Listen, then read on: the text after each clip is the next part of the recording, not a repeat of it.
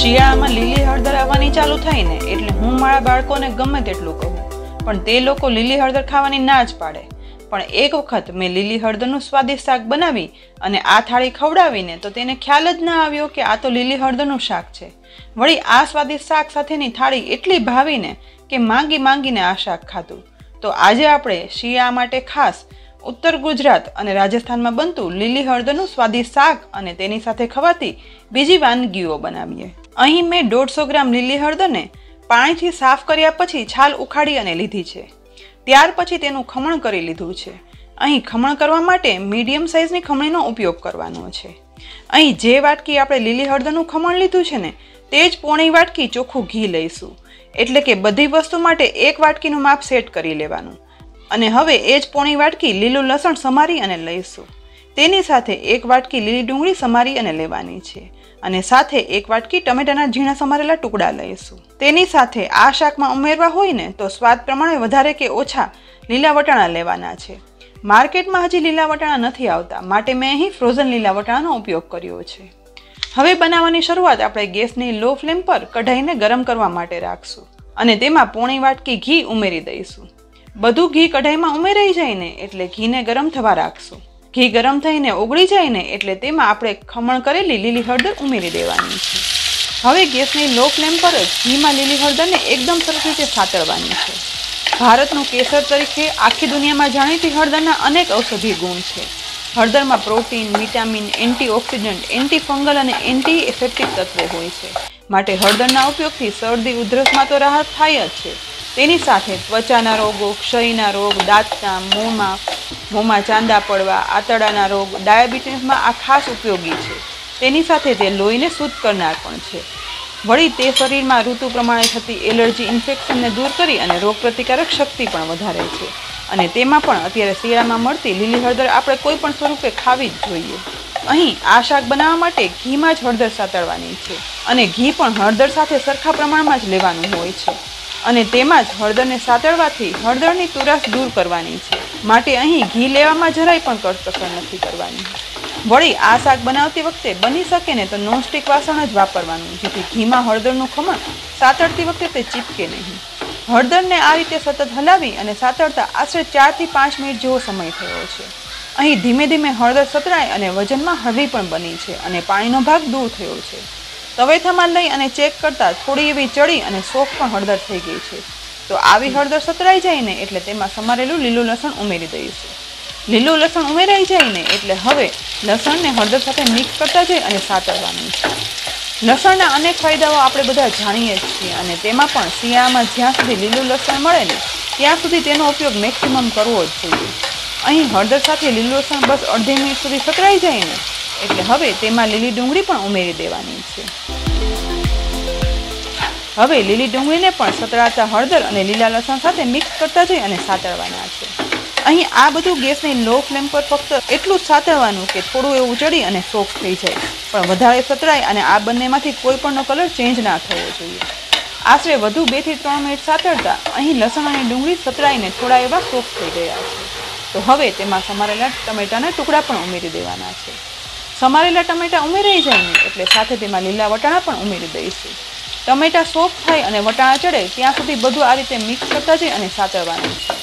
સતત મિક્સ કરતા 1 મિનિટ જેવો સમય થવા આવ્યો છે. તો હવે આ કઢાઈને ઢાંકણ ઢાંકી અને ટમેટા અને વટાણાને ચડવા દઈશું. માત્ર 2 જ મિનિટ પછી કઢાઈનું ઢાંકણ ખોલીશું અને ત્યાર પછી બધું મિક્સ કરતા અહીં જુઓ ટમેટા છે તે ચડી અને સોફ્ટ થઈ ગયા છે, સાથે વટાણા પણ ચડી ગયા છે. હવે શાકમાં મસાલો કરવાનો છે. માટે પહેલા 3/4 ટીસ્પૂન મીઠું ઉમેરી દઈશું. સાથે 1 ટીસ્પૂન લાલ મરચું પાવડર ઉમેરવાનું છે. હવે અડધી ટીસ્પૂન ગરમ મસાલા પાવડર પણ ઉમેરશું અને 1 ટીસ્પૂન ધાણા જીરું પાવડર ઉમેરવાનું છે. બધું ઉમેરાઈ જાય ને એટલે હવે બધા મસાલાને આપણે એકદમ સરસ રીતે શાકમાં મિક્સ કરવાના છે. માત્ર અડધી જ મિનિટમાં બધા મસાલા શાકમાં મિક્સ થઈ શાકની એકદમ સરસ સુગંધ આવી રહી છે. તો હવે આ શાકમાં 1 ટીસ્પૂન જેટલો દેશી ગોળ ઉમેરી દેવાનો છે. ગોળ પણ ઓગળી જાય ને ત્યાં સુધી મિક્સ કરી ઓગાળી દેવાનો છે. બધા મસાલા સાથે આ શાકમાં ગોળની ગળાશ સ્વાદિષ્ટ લાગે છે, માટે સ્વાદ બેલેન્સ કરવા માટે અહીં ગળાશ માટે ગોળ ઉમેરવો ખૂબ જરૂરી છે. અહીં હવે ગોળ ઓગળી અને શાકમાં મિક્સ થઈ ગયો છે અને શાકમાં હવે ઘી ફૂટી ઉપર આવી ગયું છે. અને આ શાકમાં આ રીતે બધું ઘી ફૂટી અને ઉપર આવી જાય ને ત્યારે તેમાં 2 ટીસ્પૂન મલાઈવાળું દહીં ઉમેરી દેવાનું. હવે આ દહીંને આપણે શાકમાં મિક્સ કરી દઈશું. હળદર છે તે સ્વાદે તુરી હોય છે અને હળદરનું શાક બનાવવામાં આપણે જ્યારે ઘીમાં સતત સાતળીએ ત્યારે આ સ્વાદ ઓછો થાય છે, પણ શાકમાં જ્યારે ડુંગળી, ટમેટા, લસણ, મસાલા, ગળાશ માટે ગોળ અને છેલ્લે ખટાશ માટે દહીં ઉમેરીએ ને ત્યારે હળદરનો સ્વાદ એકદમ બેલેન્સ થઈ જાય છે અને એક ખૂબ જ સુગંધીદાર અને સ્વાદિષ્ટ શાક બની અને તૈયાર થાય છે. દહીં શાકમાં મિક્સ થઈ જાય ને એટલે હવે ફરી કઢાઈનું ઢાંકણ માત્ર 1 મિનિટ માટે ઢાંકી દેવાનું છે, જેથી મસાલા ચડી અને ઘી પણ છૂટું પડી જાય. 1 મિનિટ પછી ફરી ઢાંકણ ખોલી અને જોતા અહીં શાકમાં બધું ઘી છૂટું પડી અને ઉપર આવી ગયું છે. એકદમ ફ્લેવરફુલ લીલી હળદરનું શાક બની ગયું છે. તો હવે ગેસની ફ્લેમ બંધ કરી અને કઢાઈનું ઢાંકણ ઢાંકી દઈશું. શાક બનીને તૈયાર છે. તો હવે શાક સાથે ખવાય તેવી બીજી વાનગીઓ બનાવીએ. અહીં મેં 8 થી 10 લીલા મરચાં લીધા છે. લીલા મરચાંને આ રીતે ડીટીઓ કાઢી અને ત્યાર પછી ઊભો કટ પાડી 2 લાંબા ટુકડામાં સમારી લેવાના છે. આજે આ મરચાં મોળા છે માટે તેના મેં વેઈન અને બીજ નથી કાઢ્યા, પણ તીખા લીલા મરચાં હોય ને તો બીજ અને વેઈન કાઢી લેવાના. અહીં હવે બધા મરચાંને આ રીતે સમારતા ઊભા કટમાં લીલા મરચાં સમારાઈ ગયા છે. તો એક અલગ પ્રકારના મરચાંનો સંભારો બનાવીએ. અહીં 2 ચમચી જેટલા સૂકા ધાણાને આપણે ખાંડણીમાં લઈ લેવાના છે. હવે આ ધાણાને આપણે આ જ રીતે માત્ર 2 ટુકડામાં ડિવાઈડ થાય ને તે રીતે વાટી લેવાના. અહીં મિક્સરમાં ક્રશ ના કરતા આ રીતે જ ધાણાને વાટશું એટલે મરચાંમાં જોઈએ તેવા ધાણા ક્રશ થાય. અહીં થોડું વાટતા જુઓ માત્ર 2 ટુકડામાં જ ધાણા ક્રશ થઈ ગયા છે. તો હવે ગેસની લો ફ્લેમ પર એક પેનમાં 2 ટીસ્પૂન તેલ ગરમ કરવા રાખશું. અહીં માત્ર અડધી મિનિટમાં તેલ ગરમ થઈ જાય ને એટલે તેમાં 1/4 ટીસ્પૂન હિંગ ઉમેરશું. સાથે ક્રશ કરેલા સૂકા ધાણા પણ ઉમેરી દેવાના છે. હવે ધાણાને સહેજ એવા તેલમાં મિક્સ કરી સાતળશું એટલે તુરંત જ ધાણા શેકાવાની સુગંધ આવવા લાગશે. ધાણાની સુગંધ આવવા લાગે ને એટલે લાંબા સમારેલા મરચાના ટુકડાને આ વઘારમાં ઉમેરી દેવાના છે. હવે સાથે સાથે અડધી ટીસ્પૂન મીઠું ઉમેરશું. સાથે 1/4 ટીસ્પૂન હળદર પાવડર ઉમેરી દેવાનો છે. બધું હવે એકદમ સરસ રીતે મિક્સ કરી દેવાનું છે. મરચાં સહેજ એવા તેલમાં સતળાય અને વઘાર ભરી જાય ને એટલે અડધી ટીસ્પૂન ધાણા જીરું પાવડર આ મરચાંમાં ઉમેરશું. હવે ફરી બધું માત્ર અડધી મિનિટ માટે સાતળશું. મરચાંના વઘારમાં ધાણા અને પછી સાતળવામાં ધાણા જીરું પાવડર ઉમેરવાથી આ મરચાં એકદમ અલગ જ અને ફ્લેવરફુલ બને છે. અહીં હવે ગળાશ માટે અડધી ટીસ્પૂન ખાંડ પણ ઉમેરી દેવાની છે. હવે આ તૈયાર થયેલા મરચાંને માત્ર ખાંડ ઓગળે ને તેટલા સાતળવાના. અહીં જરા એવા સાતળતા જ મરચાંમાં ખાંડ ઓગળી ગઈ છે. તો હવે ગેસ બંધ કરી આ મરચાંને નીચે ઉતારી લઈશું અને એક ડીશમાં કાઢી લેવાના છે. હળદરનું શાક અને મરચાંનો સંભારો તો બની ગયો. તો હવે શાક સાથે ખાવા માટે આપણે બાજરાના રોટલા તો બનાવીએ, પણ તે પહેલાં આપણે આ થાળીમાં ખવાય ને તેવી પાપડની ચૂરી બનાવી લઈએ. મેં અહીં ચોખાનો પાપડ લીધો છે. તો પ્રથમ આ પાપડને ગેસની લો ફ્લેમ રાખી અને બંને સાઈડ ધીમે ધીમે કરી અને શેકી લેવાનું છે. અહીં ધીમે ધીમે કરતાં એક પાપડ શેકાઈ ગયો છે. તો હવે તેને ડીશમાં કાઢી લઈશું. આ જ રીતે હવે ટોટલ 2 પાપડ શેકી લેવાના છે. બંને પાપડ શેકાઈ જાય ને એટલે આ રીતે શેકેલા પાપડને હાથમાં લઈ અને હાથ વડે ચૂરો કરવાનો છે અને આ બનેલો ચૂરો એક મોટા બાઉલમાં ઉમેરતા જઈશું. નોર્મલી આપણે જમવામાં પાપડ શેકીને ખાતા જોઈએ છીએ, પણ ક્યારેક આ રીતે ચૂરો કરી અને મસાલા ઉમેરી ચૂરો બનાવી ખાઈએ ને કે પછી મહેમાન આવે તો પણ બનાવીને તો થોડુંક અલગ પણ લાગે અને ખાવાની પણ મજા આવે. આ રીતે નાના મોટા ટુકડા સાથે બંને પાપડનો ચૂરો બની ગયો છે. તો તૈયાર થયેલા ચૂરામાં આપણે 1 થી 2 સમારેલા લીલા મરચાં ઉમેરી દેવાના છે. મરચાં ઉમેરાઈ જાય ને એટલે થોડી એવી ઝીણી સમારેલી કોથમીર પણ ઉમેરી દઈશું. હવે તેમાં 1/4 ટીસ્પૂન લાલ મરચું પાવડર ઉમેરશું. સાથે અડધી ટીસ્પૂન ચાટ મસાલા પાવડર પણ ઉમેરી દેવાનું છે. અહીં પાપડ પણ સ્વાદે ખારા હોય છે અને ચાટ મસાલામાં પણ મીઠું હોય છે, તેથી આ ચૂરામાં ઉપરથી મીઠું ઉમેરવાની કોઈ જરૂર નથી રહેતી. હવે બધું આ રીતે હાથ વડે મિક્સ કરી લેવાનું છે. આ પાપડ ચૂરી ફક્ત આ જ થાળી માટે નહીં, પણ પાઉંભાજી, છોલે ભટુરે, છોલે કુલચા કે કોઈ પણ ડીશ સાથે બનાવીએ ને તો એટલી સ્વાદિષ્ટ લાગે છે. અને પસંદગી પ્રમાણે વધારે ઉમેરવું હોય ને તો ટમેટા ડુંગળીના ટુકડા પણ આમાં ઉમેરી શકાય છે. પણ ટમેટા વગરનો આ પાપડનો ચૂરો છે ને તે લાંબા સમય સુધી પોચો નથી પડતો અને સારો રહે છે. પાપડ ચૂરો બની અને તૈયાર થઈ ગયો છે. તો હવે આપણે રોટલા બનાવી લઈએ. જેના માટે એક પોળા વાસણમાં એક રોટલો બનાવી શકાય તેટલો બાજરાનો લોટ ઉમેરવાનો છે. આ લોટમાં અડધી ટીસ્પૂન મીઠું ઉમેરશું. મીઠું ઉમેરાઈ જાય ને એટલે જોઈતું પૂરતું પાણી ઉમેરતા જઈ રોટલાનો લોટ બાંધી લેવાનો છે.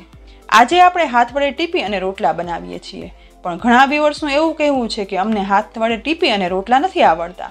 તો કાંઈ વાંધો નહીં, હવે આગળના વિડીયોમાં આપણે ટીપિયા સિવાય સરળતાથી બે અલગ અલગ રીતે રોટલા બનાવવાની રીત જોશું. અહીં હવે રોટલાનો લોટ બંધાઈ ગયો છે, તો લોટને 2 મિનિટ સુધી આ રીતે મસળી લેવાનો છે. રોટલા માટે બાજરાનો લોટ મસળવો ખૂબ જરૂરી છે. જેટલો વધારે લોટ મસળાય ને તેટલું રોટલામાં ઓછી ક્રેક પડે છે અને રોટલો છે ને તે સ્વાદે મીઠો થાય છે. લોટ મસળાઈ જાય ને એટલે હવે લોટનો મોટો બોલ બનાવી લેવાનો છે અને પછી આ બોલને હાથમાં લઈ બીજા હાથની આંગળીની વડે રોટલો ટીપી અને મોટો કરતા જઈશું. રોટલો થોડો એવો મોટો થઈ જાય ને એટલે પછી 2 હાથ વડે રોટલો ટીપવાનો છે અને આખો રોટલો તૈયાર કરી લેવાનો છે. હંમેશા કિનારી ઉપર રોટલો પ્રેસ કરી અને રોટલો ટીપીએ ને તો રોટલો પતલો પણ બનતો જાય છે અને મોટો પણ થઈ જાય છે. અહીં રોટલો સરસ બની અને તૈયાર થઈ ગયો છે. બીજી સાઈડ મેં ગેસની હાઈ ફ્લેમ પર માટીનો તવો ગરમ કરવા રાખ્યો હતો, તો એકદમ ગરમ થયેલા માટીના તવામાં રોટલો શેકવા માટે રાખી દઈશું. હાઈ ફ્લેમ પર માત્ર અડધી મિનિટમાં રોટલો એક સાઈડ થોડો એવો શેકાઈ ગયો છે. તો હવે તવેથાની મદદથી રોટલાને તાવડીમાંથી ઉચકાવી લઈશું અને ત્યાર પછી રોટલાની સાઈડ ચેન્જ પણ કરી દઈશું. બીજી સાઈડ પણ રોટલાને શેકવા માટે રાખીશું. બીજી સાઈડ રોટલો એક સરખો એટલે કે લગભગ 1 મિનિટ સુધી શેકાવા રાખીશું. એકાદ મિનિટ પછી ફરીથી રોટલાની સાઈડ ચેન્જ કરશું. સાઈડ ચેન્જ કરી હવે ગેસની ફ્લેમ હાઈમાંથી મીડિયમ કરવાની છે અને ત્યાર પછી આ રીતે ઉપરથી તવેથા વડે થોડો થોડો પ્રેસ કરશું, જેથી રોટલો તૂટે પણ નહીં અને બે પડ અલગ થઈ અને રોટલો સરસ ફૂલી જાય. અહીં પ્રેસ કર્યા પછી રોટલાની સાઈડ ચેન્જ કરતા જુઓ, રોટલો સરસ ફૂલી ગયો છે. ગોલ્ડન બ્રાઉન કલર સાથે રોટલો ફૂલી અને બે પડ અલગ પડ્યા છે. તો બનેલા રોટલાને આપણે એક ડીશમાં કાઢી લઈશું. ડીશમાં રાખેલા રોટલાને ચપ્પુ વડે પડ ખોલી જોઈશું.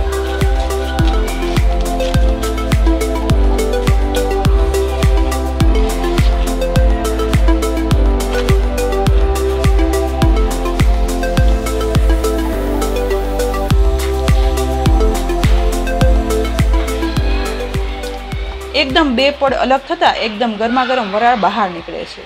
તો બે પડવાળા આ રોટલાને પહેલા અંદરની સાઈડ પડ છે તે આખું ઘીથી લગાવી લઈશું. અને રોટલામાં તો લસબસતું ઘી હોય ને તો જ ખાવાની મજા આવે, માટે હવે બહારના પડમાં પણ ઘી લગાવી લેવાનું છે. ઘી લગાવી અને રોટલો તૈયાર થઈ ગયો છે. તો જમવા માટેની થાળીમાં આપણે સૌપ્રથમ શિયાળામાં ઉત્તર ગુજરાતનું પ્રખ્યાત લીલી હળદરનું સ્વાદિષ્ટ શાક પીરસશું. તેની સાથે બનાવેલી પાપડનો ચૂરો પણ પીરસશું. હવે ગરમા ગરમ બે પડવાળો રોટલો પીરસી દઈશું. ત્યાર પછી સૂકા ધાણાવાળા વઘારેલા મરચા પીરસશું. સાથે થાળીમાં લીલી ડુંગળી પીરસીએ. તેની સાથે દેશી ગોળનો ટુકડો અને તેના પર ખીરું ઘી પીરસીએ.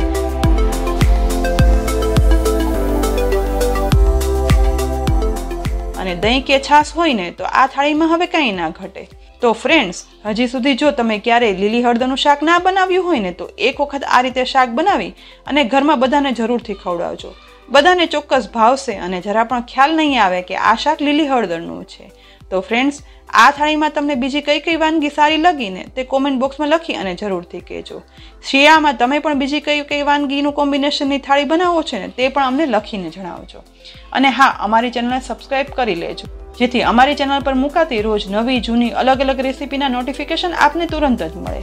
તેની સાથે જ સોશિયલ મીડિયા પર અમારી દરેક રેસીપીને જોવા માટે અમારા ફેસબુક પેજને લાઇક કરજો અને અમારા ફેસબુક ગ્રુપના મેમ્બર પણ બનો.